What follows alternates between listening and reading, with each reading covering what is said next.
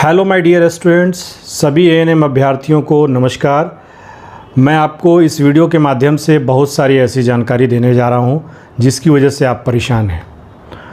मैं जानता हूं कि आप सभी एएनएम का कोर्स करने के बाद या नर्सिंग का कोर्स करने के बाद आप सभी रोज़गार के लिए कहीं ना कहीं आवेदन करना चाहते हैं और ये मौका आपको सरकार ने दिया है कि 5000 बहाली जो 5006 बहाली आए पद के लिए बहाली आई है स्टेट हेल्थ सोसाइटी के तहत, उसमें आप आवेदन करना चाह रहे हैं। लेकिन बहुत सारे अभ्यर्थियों का कॉल आ रहा है।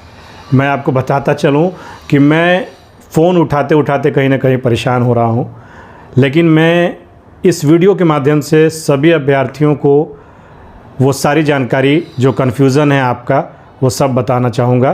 और मैं देखिए कॉल जो है कि उठा लेता हूँ, लेकिन मुझे भी थोड़ा समय का अभाव रहता है और मैं नहीं चाहता हूँ कि आपकी परेशानी और बढ़े, इसलिए मुझे कॉल उठाना पड़ता है।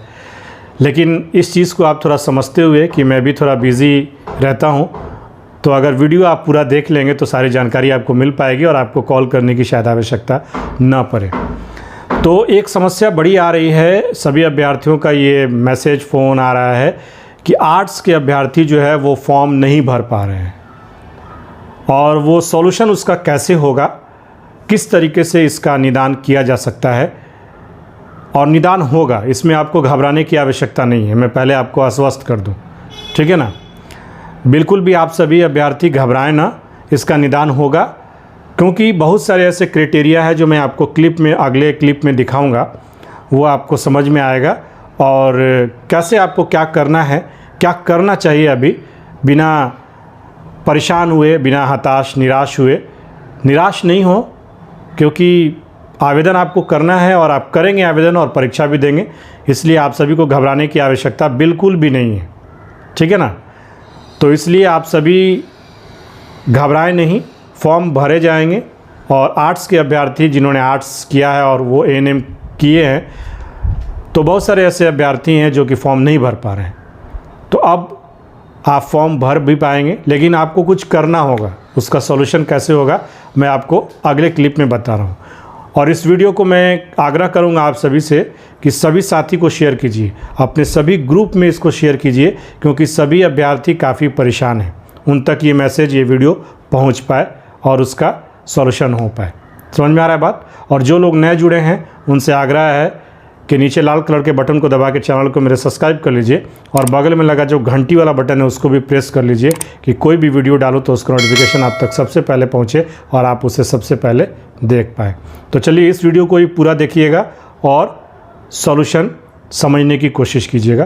तो देखिए, सबसे पहले मैं आपको वो चीज़ दिखा दूं जहां पर आपको दिक्कत आ रही है। ये दिक्कत यहीं पर आ रही है, आपको जो फॉर्म भर रहे हैं ये सब्जेक्ट वाला जो ऑप्शन आ रहा है, तो यहाँ पर जो है आर्ट्स आना चाहिए, लेकिन केवल और केवल सेलेक्ट करने के बाद साइंस आ रहा है। यही दिक्कत हो रही है ना आप सभी को, ठीक है, समझ में आ रहा है। अब इसका सॉल्यूशन देखिए आप सभी को ये भी बात समझना होगा कि आईएनसी जो है आपका इंडियन नर्सिंग काउंसिल, जिसके तहत जो है नर्सिंग जो है कि पूरे कोर्सेज़ को या नर्सिंग विभाग को जो है कंट्रोल किया जाता है एक तरीके से।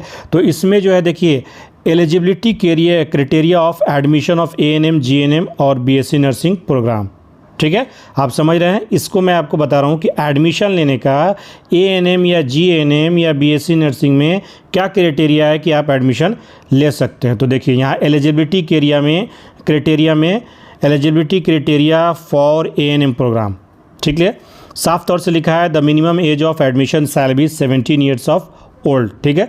मिनिमम एज जो है वो 17 साल होना चाहिए और अधिकतम 35 साल होता है, ये आप समझ लीजिए। Maximum age for the admission shall B 35 years, ठीक है।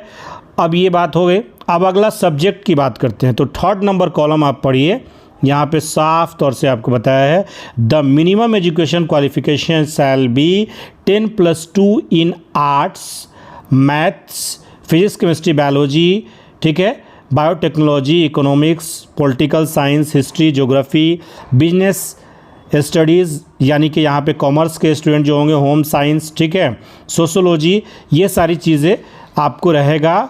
तो अगर आप वोकेशनल स्ट्रीम से भी पास हैं तो उस कंडीशन में आपका एडमिशन हो सकता है, ठीक है।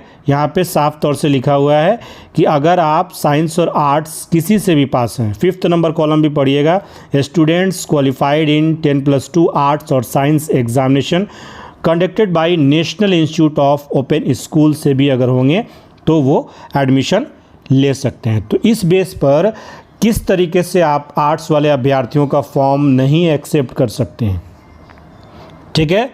आप एडमिशन जब लिए हैं उन सभी अभ्यर्थियों का रजिस्ट्रेशन दिया गया है स्टेट हेल्थ सोसाइटी के द्वारा, और आईएनसी के गाइडलाइन में ये चीज़ बताई गई है कि अगर अभ्यर्थी आर्ट्स से हो या साइंस से हो या कॉमर्स से हो तो भी वो एएनएम का कोर्स कर सकता है। तो जब कर सकता है तो एएनएम पढ़ने के बाद वो जॉब क्यों नहीं कर सकता है, ठीक है ना। तो इसके लिए आपको जॉब के लिए आवेदन करना है। और ये जो है आपको बताता चलूँ कि सॉफ्टवेयर जो बनी है उसमें थोड़ी कुछ दिक्कत है, तो इसलिए आपको घबराने की ज़रूरत नहीं है, इसका सॉल्यूशन किया जाएगा, ठीक है। इसका सॉल्यूशन होगा और सॉफ्टवेयर में चेंजिंग होगी। आप सभी को अगर बहुत ज़्यादा दिक्कत आ रही है, क्योंकि अभ्यर्थी सभी घबराए हुए हैं, तो अभी घबराएं नहीं, ठीक है। और ज़्यादा आप कुछ कर सकते हैं तो आप एक एप्लीकेशन लिखिए, ठीक है। और एप्लीकेशन लिखने के बाद आप जो स्टेट हेल्थ सोसाइटी का मेल आईडी है उस पर जा कर के आप क्या कीजिए, उसे मेल कीजिए और अपनी बात वहाँ तक पहुँचाइए कि हम आर्ट्स के सब्जेक्ट हैं और एएनएम का कोर्स किया है और अब फॉर्म भर रहे हैं, तो इस तरीके के क्राइटेरिया में आर्ट्स ऑप्शन नहीं दे रहा है, ठीक है। लेकिन जब इस तरीके की मैसेजेस वहाँ पहुँचेगी तो आप देखेंगे कि जल्द ही इसका सॉल्यूशन हो पाएगा, ठीक है ना। तो आप सभी एप्लीकेशन लिख करके या तो डायरेक्टली राज्य स्वास्थ्य समिति के ऑफिस जा करके आप स्टेट हेल्थ सोसाइटी के ऑफिस जा करके वहाँ सबमिट कर सकते हैं, या जो मेल आईडी दिया गया है उस पर ज़्यादा से ज़्यादा आप सभी मेल कीजिए, ठीक है। कांटेक्ट करने की कोशिश कीजिए, इसका सॉल्यूशन किया जाएगा। और जब इतने सारे अभ्यर्थी बिहार राज्य में फॉर्म आवेदन करेंगे, ठीक है ना, तो कहीं ना कहीं ये बात स्टेट हेल्थ सोसाइटी तक जाएगी और ये जो प्रॉब्लम है जल्द ही शॉर्ट आउट जो है वो हो सकेगा। तो इसलिए आप सभी को घबराने और निराश और हताश होने की आवश्यकता नहीं है, इसका सॉल्यूशन जल्दी होगा, ठीक है। तो इसलिए आप सभी थोड़ा सा वेट कीजिए। बहुत सारे अभ्यर्थी घबरा रहे हैं कि फॉर्म भरने का डेट बहुत कम है, कैसे हो पाएगा। तो अगर ऐसा होगा तो डेट एक्सटेंड किया जाएगा, डेट एक्सटेंड होगा आयोग की तरफ से। तो इसलिए आप सभी को घबराने की आवश्यकता नहीं है। आपने आईएनसी का क्राइटेरिया एडमिशन का देख लिया, तो जब आईएनसी गाइडलाइन में ऐसा है तो फिर कैसे हो सकता है कि भाई आप एएनएम का फॉर्म जो है एक्सेप्ट नहीं करेंगे जॉब के लिए, ठीक है ना। तो इसलिए आप सभी घबराएं नहीं, नाराज़ नहीं हो, जो है हारे नहीं, परेशान ना हो, बस थोड़ा वेट करें और वॉच में रहें, मेरे चैनल को वॉच करते रहें। किसी तरह कोई दिक्कत हो तो कमेंट्स बॉक्स में आप लिखें, और अभी तक जो लोग सब्सक्राइब नहीं किए हैं चैनल को सब्सक्राइब करके रख लीजिए। Thank you for watching.